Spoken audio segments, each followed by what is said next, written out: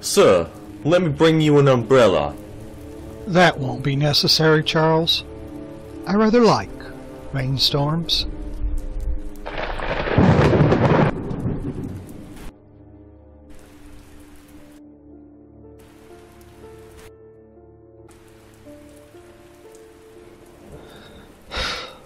Hello, son. It's been a while.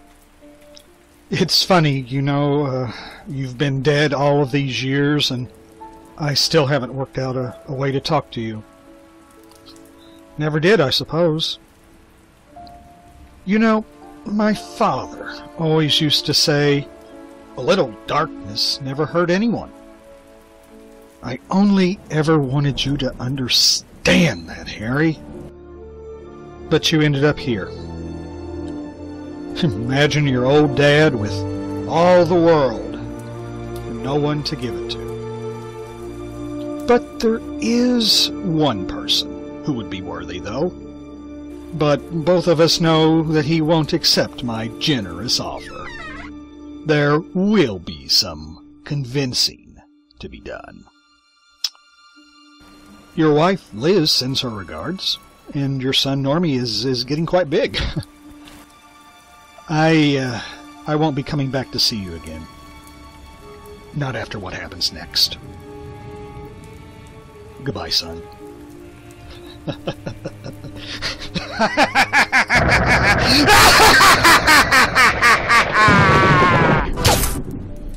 I keep having this dream. Every time I try to go to sleep, it tears me apart. There's something wrong. I can feel it. The city feels like a pressure cooker.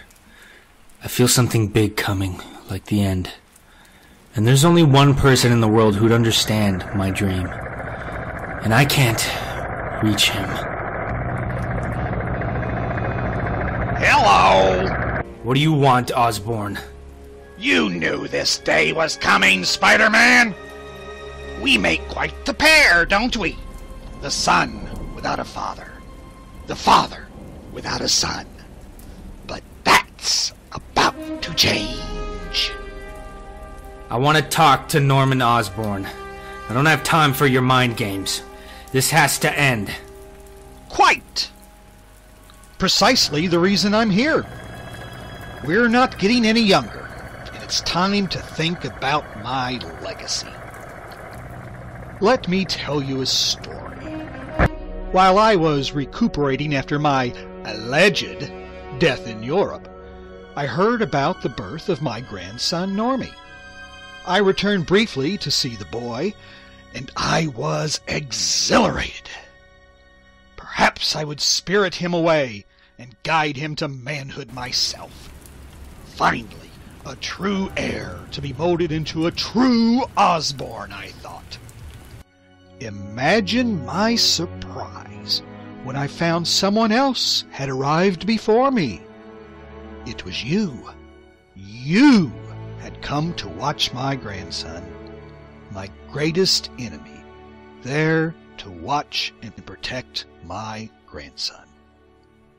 And that's when I realized the heir to the Osborn legacy had been under my eyes all along. You are the perfect candidate. You're crazier than I thought if you think I would accept. I will bring you into the fold. I'm offering you the entire world. I will make you understand. If only your spine were as flexible as your convictions!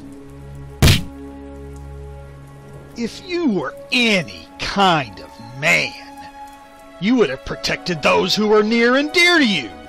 Your uncle, Gwen, your clone, your unborn child.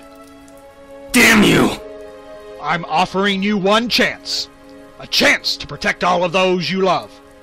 I'll make you understand my way. This is your only warning. And I'm used to getting what I want. Do what you want. I'm not afraid of you. You won't break me. $5 and a pizza says I can! If you don't accept my offer, then there's only one alternative. You'll see. Later, kid!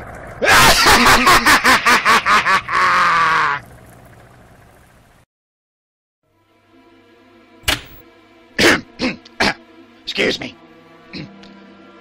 Dear citizens of New York, I am here to set the record straight. You see, I'm not as bad or as green as I've been painted. I want you all to cast your minds back to an incident between myself and Spider-Man that took place on the Brooklyn Bridge a few years ago. We had a hostage hero standoff thing going on. It wasn't too dire of a situation, and there was no immediate danger to the girl I had kidnapped. It was merely a matter of business. Of course, I warned Spider-Man of the consequences should he approach me without my demands being met. I was in a rather unstable mood that day. He ignored me. He attacked me. And what followed was tragic. Realizing the girl had fallen, I naturally made a course correction in an attempt to rescue her. But before I had a chance to reach her, Spider-Man did something incredibly stupid and used that rubber webbing to catch her. Her neck snapped as a result of the whiplash. I couldn't bear watching her die. If I were that lady's father or lover, I would never forgive that masked maniac for what he did. Spider-Man killed that girl.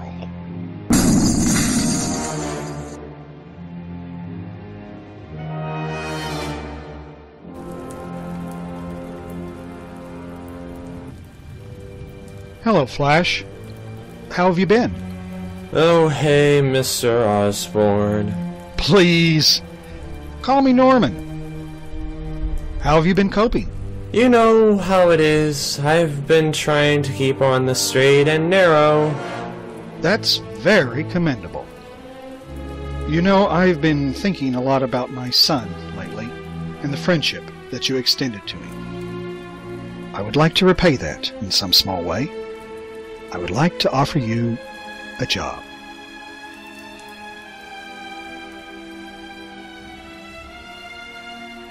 Hey. Long time no see, Jonah. What do you want, menace? Someone once told me you were actually a decent man. It could have been a rumor, though. But this? This makes you a liar. You know something I don't? Perhaps you'd like to share with the rest of the group. You know the goblin is full of it. You think you can scare me? You got a high opinion of yourself for someone who hides behind a mask. As opposed as hiding behind a disingenuous editorial? Okay, so take off your mask. You know I can't do that. No, I don't. Just take off your mask and I'll change implicated to exonerated. No! That's it! Drink up, you little freak! Fill him up, boys! Make sure he's good and toasty by the time we send him on his way. It's the dream again. I hear the sound of machinery, the rumble of the engine. There's the sound of rushing wind. I just know something bad is going to happen. I'm running towards it, but I can't get there in time. And there's a very bright light. Thankfully, the building was empty at the time of the accident. Allegedly, he was speeding through a heavy downpour and lost control. His alcohol levels were 6 times the legal limit. I'm very sorry, ma'am. I'm afraid he suffered a serious head trauma. He's stable at the moment, but chances are your friend has sustained irreversible brain damage. Osborn.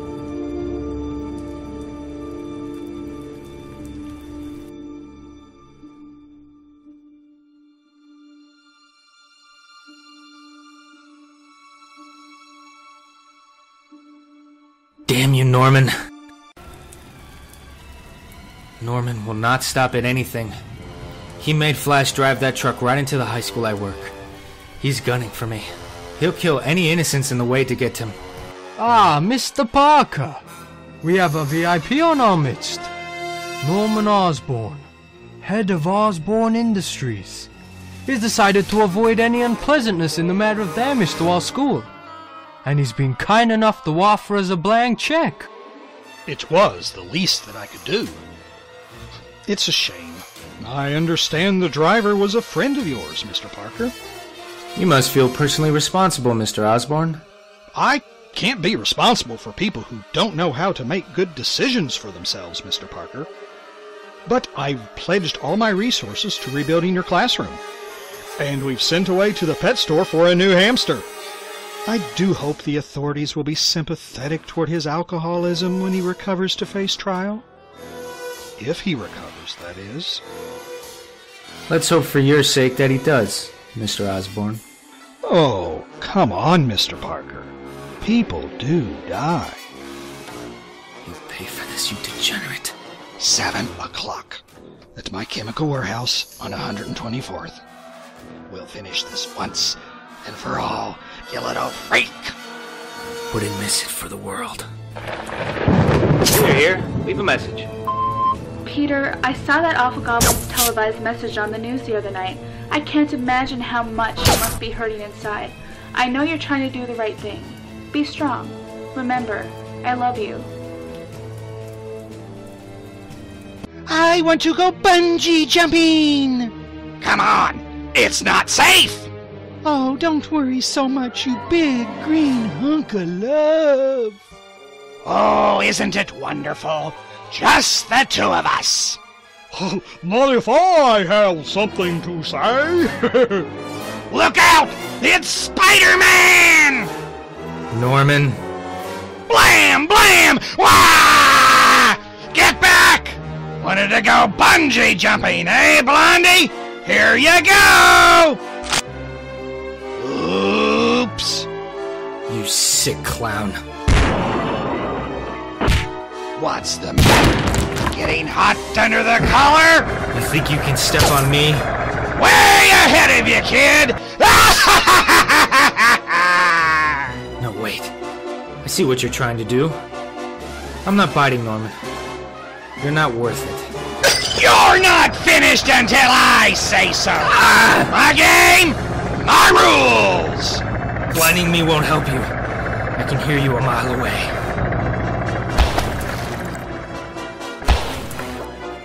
Stings, doesn't it, Norman? The night has just begun. No, this ends here. It's over. My family won't be afraid. Your grandson won't be afraid. My grandson, that useless little glob of flesh. The boy's too much like his father. Dirty jeans can't be scrubbed clean when the stain is that stubborn. After all, I can't have him weaseling his way into all the loot when I'm gone. So I'll dispose of the little ape just as I should have on the day he was born. When I leave here tonight, I only need to make one phone call, and my grandson will be dead, followed by your family and friends as well. I'll kill you. Ah!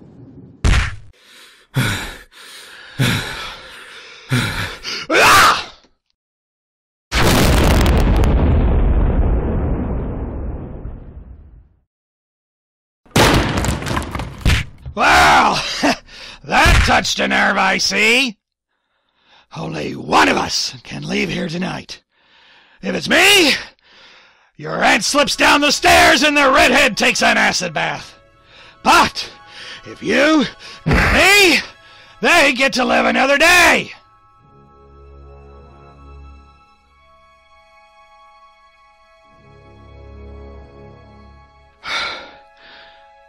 Go ahead, son. Do it. You know you want to.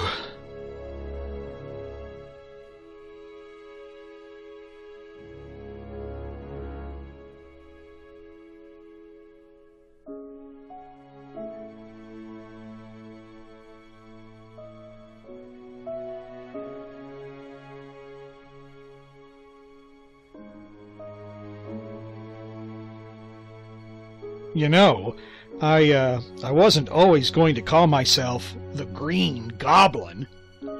When I started out, I was going to call myself, Mr. Coffee. God, can you imagine how weird these last few years would have been if I'd done that? Look out, kids, it's Mr. Coffee and his latte of doom. I keep having this dream. What kind of dream, Peter? You're the only one who could possibly understand it. I dream that I'm coming across the city. I look up and I see a plane coming down over the buildings. And I just know, that Mary Jane is on that plane. I hear the sound of machinery, the rumble of the engine. There's the sound of rushing wind, an explosion. I'm rushing towards it, but I can't get there on time. I'm desperate to find her in the wreckage. Then I see her lying on the ground. I go towards her. And when I get there, I always find Gwen. God, I loved her. She was so pretty when she laughed. Just perfect. That day you murdered her on the bridge, I thought everything was going to die. I thought you'd beaten me for what you took from me. Not a single day goes by that I don't think of killing you for what you did, Norman. But the thing is, even if I'm supposed to hate you, I don't. You see, every day I refuse to hate you, I keep Gwen alive. If I cave into the hatred, she dies for good. I love MJ, and just as much as I loved Gwen. And she's worth more than any offer you could dream of. You're making a big mistake if you walk out that door, boy! No, I'm not. You would never hurt Normie, and we both know it. I just worked out what my dream means. It means you can't win. It's you versus Gwen, and you never stood a chance. Go ahead. Kill all my family. I can't stop you if that's what you really want. It'll only strengthen my resolve. I won't kill you in return. I know you want me to. I don't even have to send you to jail. Just being you, that's life without parole. Sorry I'm late, Liz. I just spoke with the doctors and gave me the good news. Don't worry, amigo. Everything's going to be okay now.